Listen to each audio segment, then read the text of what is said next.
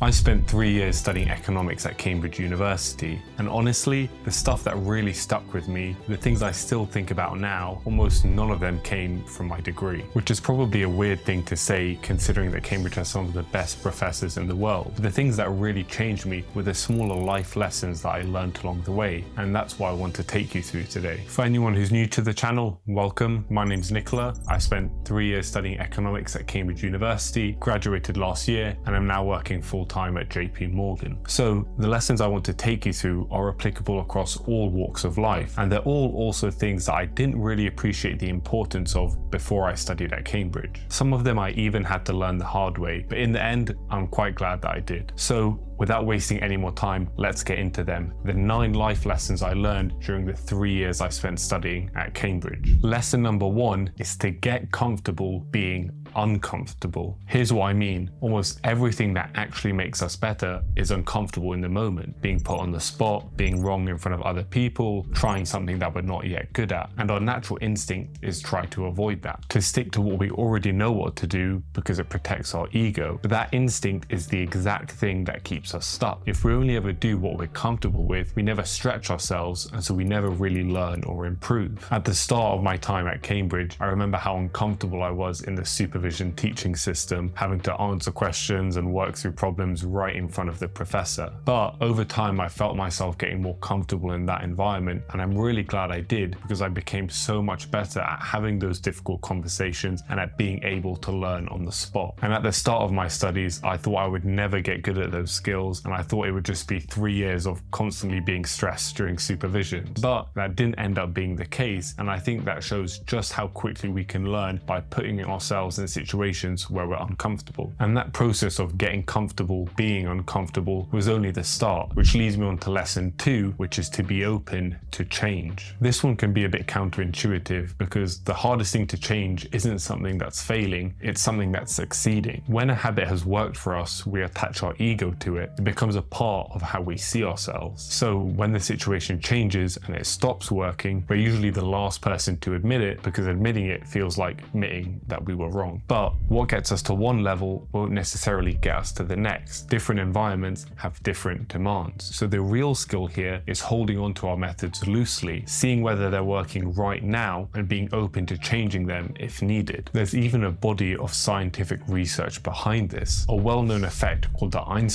effect captures a cognitive bias where our brains naturally default to previously successful or familiar problem-solving strategies, even when a more efficient or successful alternative is available. And this is exactly the kind of bias we want to avoid. And that was one of the biggest things I realized during my 3 years at Cambridge, which actually feeds quite nicely into lesson 3, which is to teach yourself how to learn. When I showed up to Cambridge, I already had in my mind how I was going to approach the exams and my revision. I got all 9s at GCSE and all A stars at A level, so I thought I must know how to study well. But I very quickly realized that I was wrong. Previously, I'd gotten good grades by just grinding out long hours of revision without really thinking about how I was studying. But when I got to Cambridge, I saw that everyone was revising the same long hours, and then it really hit me that how you study actually matters. Because when everyone is studying the same amount, the amount of output you get per hour is the differentiating factor. I won't go into the specific study techniques that I ended up finding to be most productive, because I've made a separate video on that, which you can feel free to check out. But the point here is, whatever you're trying to learn, make sure you think very carefully about how you're studying it. Okay, now moving on to lesson 4, which is to make sure to look after your health. When life gets busy for us, health is often the first thing to go, because it feels optional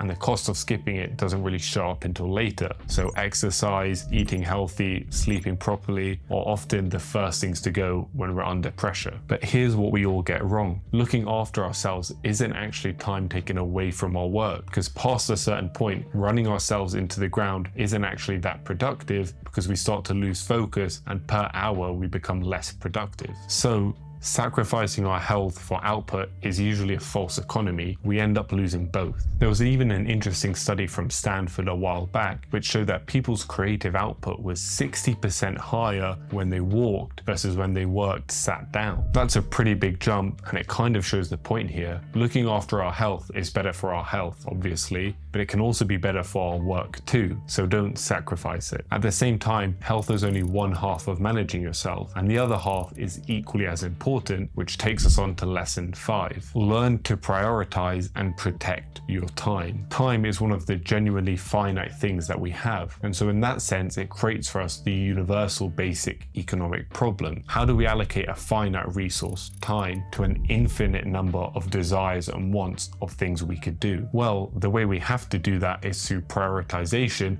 and saying no to some things, which can be much harder than it seems. I found this at Cambridge when I showed up and there were so many cool sports and societies and different things that I wanted to try, but I just didn't have time for all of them. But this problem isn't just one that freshers at university face, it's one that everyone faces. Steve Jobs, who was a very successful businessman and co-founded Apple, famously said, "People think that focus means saying yes to the thing you've got to focus on, but that's not what it means at all. It means saying no to the 100 other good ideas that there are." So the bottom line is we need to protect our time and focus on what we think is the most important. Okay, now moving on to lesson number 6, which is try to be the least impressive person in the room. Now, at first, I know that sounds like it doesn't make sense at all, but what I mean is we need to surround ourselves with people that are better than us at whatever it is that we're trying to do. If we're the smartest or most capable person in the room, then we're not going to learn anything new. It's by surrounding ourselves with other people who are better than us that we're then in an environment where we're forced to improve. And that was probably the biggest lesson that I learned during my time at Cambridge. Whilst I was there, I was constantly surrounded by people who were so smart and trying to do really cool things, and I definitely felt that that pushed me to work even harder and improve myself. So if we put ourselves in that environment of success and progress, then we almost get brought along with the tide naturally over time. But being around the people that I was with at Cambridge also taught me something else equally important, and that's lesson number 7, which is that brand value is more powerful than you think. One of the things that shocked me most when I came to Cambridge was the caliber of people that they were able to attract. If you look at the Cambridge Union, for example, they're able to get so many impressive and cool guests across a wide range of industries. And I even ended up experiencing that myself firsthand when I was president for the Student Investment Fund, and I saw the level of guests we were able to bring to our networking and speaker events. And even outside of the powerful network that a brand can create, it obviously has personal benefits too, like when you're applying to jobs, having a strong name in your CV obviously helps. So the real lesson here is how important it is to be aware of our personal brand, because that can have equally big effects. And I think Jeff Bezos actually put it pretty accurately when he described our personal brand as being what other people say about you when you're not in the room. Okay, now moving on to lesson number 8, which is that being strong academically won't necessarily make you good at a job. There's this assumption baked into schools that having academic success automatically means you'll have success in the workplace. That's not necessarily the case, because they're just different skills. Grades essentially measure how well we can absorb and reproduce academic material, but jobs run on a completely different set of skills: communication, judgment, working with other people, actually executing things, stuff that a degree might not cover. And I definitely felt this at Cambridge, where obviously it's very academic focused, and so you really have to try and find your own opportunities to make sure you develop those different skills. Now, obviously this isn't to say that academics are completely worthless, but I do think it's important that during our studies we find the time to learn other skills like public speaking, how to use AI, and whatever else you can think of. Because if we make the mistake of not doing so, which some people do, then we can end up entering the world of work without some really important skills. And realizing that early is exactly why this last lesson matters, because I learned this one the hard way. Lesson number 9 is start thinking about your career